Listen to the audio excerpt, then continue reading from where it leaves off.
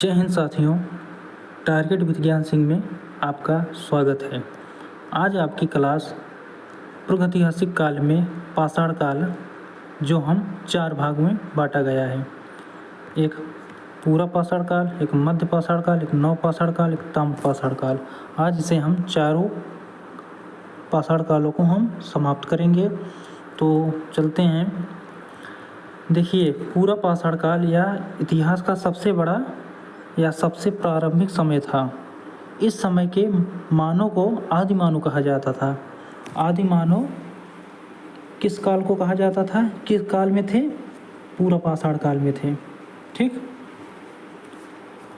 इस समय मानव को आदि मानव कहा जाता था। इस समय का मानक खाना बदोश, अर्थात इस समय जो मनुष्य थे अपना जीवन यापन खाली खाने के लिए करते थे। उन्हें अपना खाना भरपूर मिले और उनसे कोई दुनियादारी से मतलब नहीं था। इसका मतलब है, अर्थात उसके जीवन का मुख्य उद्देश्य जानवरों की भांति ही अपना पेट भरना था। जो ये अपना शिकार करते थे, पूरा पाषाण काल में अपना पेट भरते थे। इनका यही अर्थव्यवस्था थी, यही अपना काम करते थे। इस समय के मानव सबसे बड़ी उपलब्धि आग की खोज की। आग की खोज इसी काल में हुई थी। कौन सी काल में? पूरा पाषाण काल में हुई थी। इस समय मानव पत्थर के बड़े बड़े औजारों का इस्तेमाल शिकार करने के लिए करते थे। इसी मानव ने चित्रकारी करना आरंभ किया। पूरा पाषाण काल में पत्थरों पर ये चित्रकारी करके अपना मनोरंजन करते थे, या इनकी कला थी। ठीक, भीमबेटका की गुफाओं में पूरा पाषाण काल के चित्र देखने को मिले। जब ये पूरा पाषाण काल में चित्र पाषाणों पर या पत्थरों पर बनाते थे, तो भीमबेटका की गुफाओं में ये बनाते थे।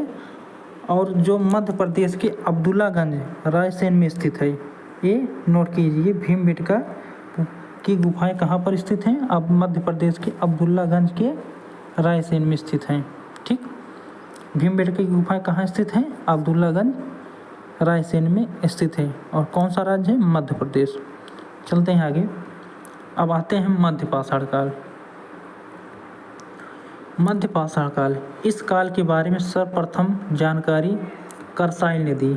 मध्य पाषाण काल के बारे में जानकारी किसने दी? कर्साइल ने। और कब दी? 1867 ईस्वी में। यह पूरा पाषाण के बाद का काल था। यह जैसे पूरा पाषाण काल फर्स्ट का था, मतलब सबसे पहले है। इसके बाद आपका मध्य पाषाण काल है, या दूसरे नंबर पर है। ठीक, इस समय के मानव छोटे आकार के हथियार बनाते थे, इसलिए इन्हें माइक्रोलिथ कहते थे। मतलब जो मध्य पाषाण काल में जो मानव थे हथियार छोटे आकार में बनाते थे, इसलिए इसे माइक्रोलिथ कहते हैं। इस समय मानव की सबसे प्रमुख कार्य अंत्येष्टि अंतिम संस्कार कार्यक्रम था। ठीक, इस काल में मानव के अस्थिपंजर का सबसे पहला अवशेष प्रतापगढ़ के सराय नाहर महदाहा नामक से प्राप्त हुआ। इस काल में मानव के अस्थिपंजर का सबसे पहला अवशेष प्रतापगढ़ के यूपी के जो है सराय नाहर, कहाँ? ये प्रश्न बनता है। इसका मानव के अस्थिपंजर का सबसे पहला अवशेष कहाँ मिला? आपका प्रतापगढ़ में। और कौन से स्थान पर? सराय नाहर और महदाहा के स्थान से। ठीक, ये भी इम्पोर्टेंट है आपके लिए, इसे इम्पोर्टेंट कर लीजिएगा। ठीक, चलते हैं नेक्स्ट। नव या उत्तर पाषाण काल। ठीक, नव पाषाण काल या उत्तर पाषाण काल भी कहते हैं इसे।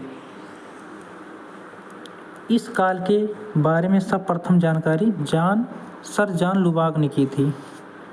नव पाषाण काल की सर्वप्रथम जानकारी किसने की थी? जॉन लुबाक ने 1865 ईस्वी में। इस काल में मानव ने अस्थायी आवास बना लिया था। नव पाषाण काल में मानव ने अस्थायी आवास बना लिया था। कृषि तथा पशुपालन भी प्रारंभ कर दिया गया।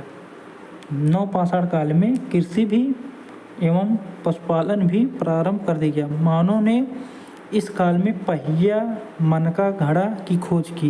ये नवपाषाण काल आपके लिए बहुत बहुत इम्पोर्टेंट है। ठीक। कर्नाटक के मैसूर के पास संगनकल्लू नामक नवपाषाणकालीन पुरास्थल से राख के टीले प्राप्त हुए। कर्नाटक के मैसूर के पास संगनकल्लू नामक नवपाषाणकालीन पुरास्थल से राख के टीले प्राप्त हुए।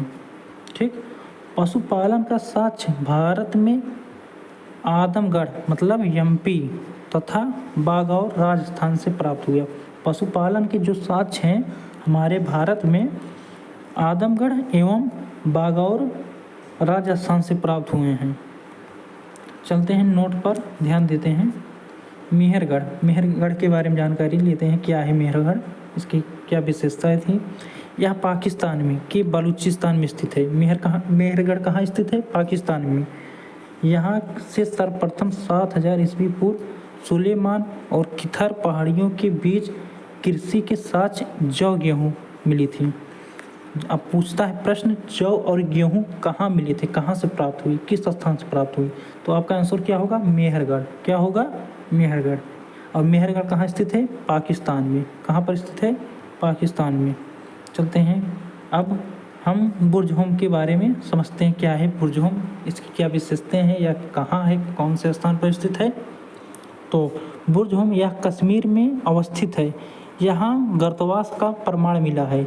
यहाँ से मालिक के साथ कुत्ते के दफनाने का साक्ष्य मिला है। ये भी आपके लिए, जितने हैं सब आपके लिए इम्पोर्टेंट है। जैसे प्रश्न पूछता है बुर्जहोम कहाँ पर स्थित है, तो आपका आंसर कहाँ होगा? कश्मीर में। और पूछता है मालिक के साथ कुत्ते के दफनाने का साक्ष्य कहाँ प्राप्त हुआ है, तो बुर्जहोम में। ठीक। आगे चलते हैं। अब आते हैं गुफकराल में। यहाँ से मृदभांड का पहला प्रमाण प्राप्त हुआ है। अब पूछता है मृदभांड का पहला प्रमाण कहाँ से प्राप्त हुआ है, आपका आंसर क्या होगा? गुफकराल में। चलते हैं। अब ये आपके लिए इम्पोर्टेंट है, ये भी अभी बताया गया था कि चावल के प्रमाण या चलिए कोल्हीडुआ के बारे में पढ़ते हैं। यहाँ उत्तर प्रदेश का बेलन घाटी में स्थित है। यहाँ पर चावल की प्राचीनतम साक्ष्य प्राप्त मिले हैं। ठीक। चावल के साक्ष्य कहाँ से प्राप्त हुए हैं? कोल्हीडुआ से। ठीक। नेक्स्ट प्रश्न चलते हैं। अब पूछा जाता है चिरांद, ये आपके लिए इम्पोर्टेंट नहीं लेकिन देख लेते हैं। चिरांद यह बिहार के सारण जिले में स्थित है। यहाँ से प्रचुर मात्रा में हड्डी के उपकरण प्राप्त हुए। कहाँ पर हड्डी के उपकरण प्राप्त हुए? चिरांद। चिरांद कहाँ है? ये आपका बिहार पर स्थित है। चलो दमदमा पर आते हैं, उसको छोड़ देते हैं।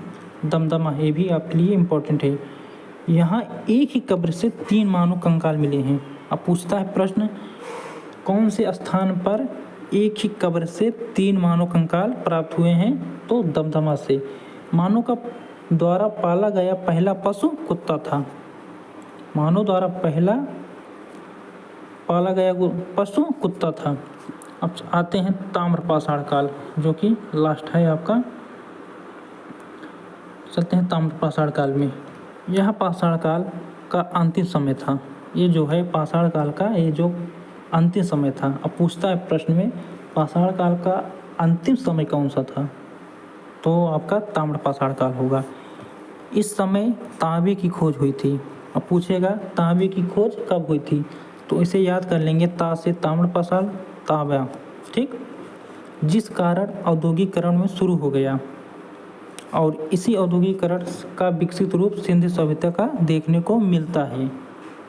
अब आगे आपका सिंधु सभ्यता के बारे में आएगा, क्योंकि ताम्रपाषाण काल से ही औद्योगिकीकरण शुरू हुआ, जिससे कुछ विकसित हुआ, कुछ जानकारी सब लोग प्राप्त कर लिए और जो चीज़ें से अनभिज्ञ थे उसे उसकी जानकारी हो गई। और नौदा टोली मध्य प्रदेश का एक महत्वपूर्ण ताम्रपाषाणिक पुरास्थल है, जिसकी उत्खनन एच.डी. सांकलिया ने कराया था। ठीक। ताम्रपाषाणिक पुरास्थल है जिसकी उत्खनन एच.डी. सांकलिया ने कराया था। ये भी आपके लिए महत्वपूर्ण प्रश्न है। चलते हैं। मानव द्वारा खोजी गई पहली धातु कौन सी थी? ये तांबा था। आज के लिए बस इतना ही। कल आते हैं नेक्स्ट वीडियो सिंधु सभ्यता पर आते हैं।